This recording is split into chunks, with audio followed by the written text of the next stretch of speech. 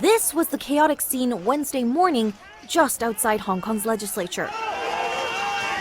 Thousands of demonstrators stormed roads in the city center, protesting a controversial bill that would allow extradition to mainland China.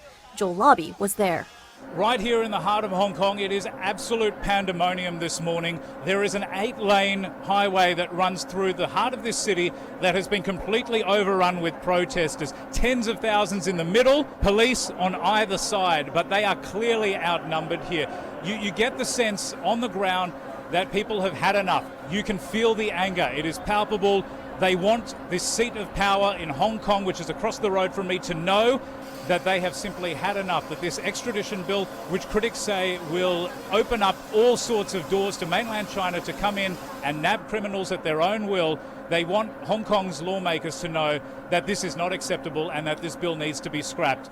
That was enough to postpone a second round of debate for the bill, which was set to happen later on Wednesday. The government advised staff to avoid driving to government buildings altogether. Demonstrators could be seen dragging steel barriers onto the roads, wreaking havoc on the morning rush hour.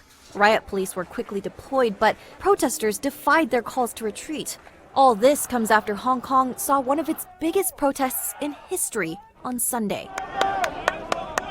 More than 1 million people took to the streets that day, plunging the city into political crisis, with calls for Chief Executive Carrie Lam to step down.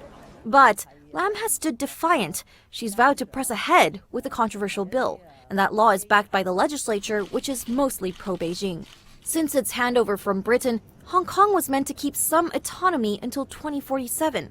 But China's been accused of meddling in the city's affairs since, including obstructing democratic reforms and interfering with local elections. Human rights groups have cited China's alleged use of torture, arbitrary detentions, and forced confessions as reasons why Hong Kong shouldn't allow the law to pass.